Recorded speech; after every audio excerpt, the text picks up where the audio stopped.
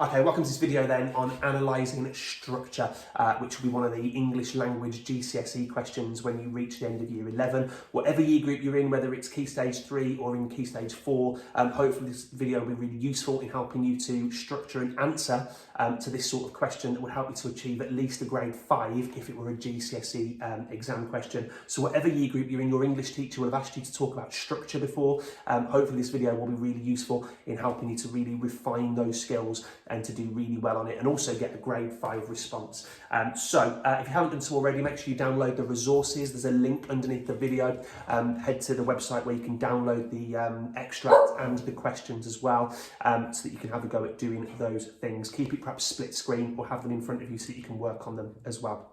So on the structure question, you'll be asked to refer to a whole text, an extract that's printed for you, and you'll be asked to talk about how a writer has structured that piece of writing. It's worth spending about 10 minutes on it and also doing some planning as well. In terms of the mark scheme, you're asked to do 3 things at GCSE to get the marks for this. The first one is to analyse the effect of structure. The second one is to use evidence, and the third one is to use subject terminology. It's almost the exact same criteria as on the language questions. So an example question is this one. You now need to think about the whole of the source. This text is taken from the beginning of a short story. How has the writer structured the text to interest you as a reader? It then gives us 3 bullet points of things we might talk about. You could write about what the writer focuses your attention on at the beginning of the source, how and why the writer changes this focus, and any other structural features that interest you as well.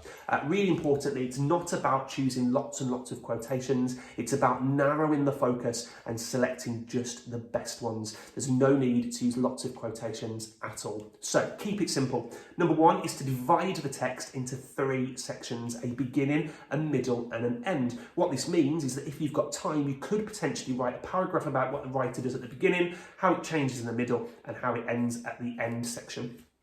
Then, number 2, determine what is being focused on in each of those 3 sections, and that might be just an annotation on the extract itself. You might only have time, it's only a short activity, you probably haven't got time to write 3 paragraphs. I probably couldn't write 3 good paragraphs in 10 minutes, so maybe just focus on 2 of those. Definitely talk about the beginning, and then choose either middle or end, which has got the most interesting structural features within it. So in terms of a plan, it might look like this: BME, beginning, middle and end. So in the extract that you've got in front of you, taken from The Mist in the Mirror, at the beginning, the writer focuses on Sir James Monmouth arriving at this inn or this hotel or pub. In the middle, the writer focuses on the parrot, as we found out in the language question. And at the end, the writer returns the focus to the mysterious building and its room and its corridors, and Sir James Monmouth falls into a deep sleep. So in terms of annotations then, at the beginning, the writer is positioning us, in my opinion, to feel unsure about the building and whether he should even go into it. In the middle, we get the bird description, and the writer positions us to feel even more unsettled. This bird seems oddly placed, there's something not right. And in the end, we find out that the writer is positioning us to continue to feel unsure about the building and Sir James's accommodation. Notice how actually in this extract, there's a lot of uncertainty in the beginning, middle and end that builds up across. It might be though in the extracts that you get in GCSE exam or in your classes that actually the feeling changes. In this case, it remains pretty similar.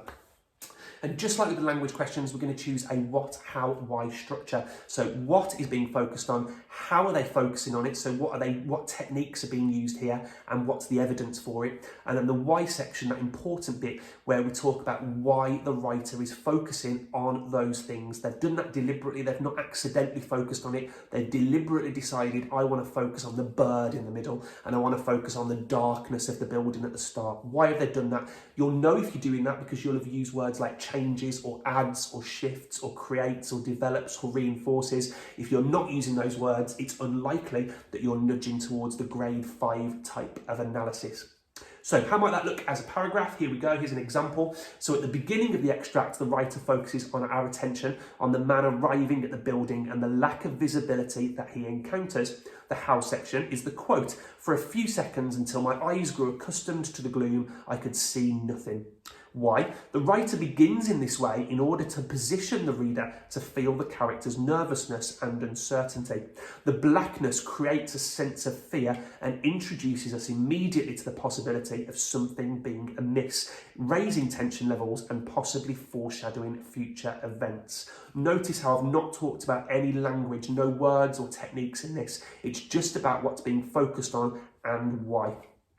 I've then done the first sentence of the next paragraph. Later in the extract, the writer shifts this focus to, and it depends on how much time you've got left, you might then talk about the middle, which is the description of the bird, or you might talk about the ending, which is also about the building and the corridors and the room that he sleeps in. That's entirely up to you. I'd imagine 2 paragraphs is plenty for this. So let's take a look now at how this paragraph achieves the marks for a grade 5 type response in an exam. So, first of all, we're sticking to the focus of the question and the first bullet point, asking us to discuss what happens at the beginning.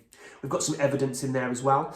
We've got subject terminology. Words like beginning and foreshadowing are perfectly adequate words that would class as subject terminology for structure. You could be fancier if you wanted to and talk about analeptic references and proleptic references and all those sorts of things, but it's not a necessity to get a grade 5.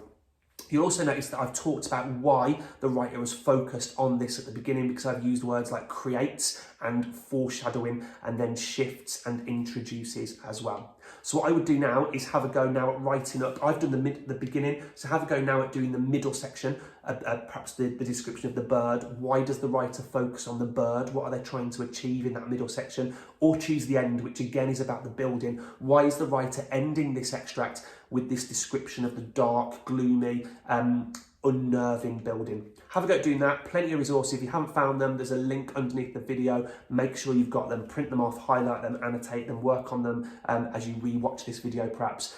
Use my model paragraph to help you to write yours. Good luck. Laters.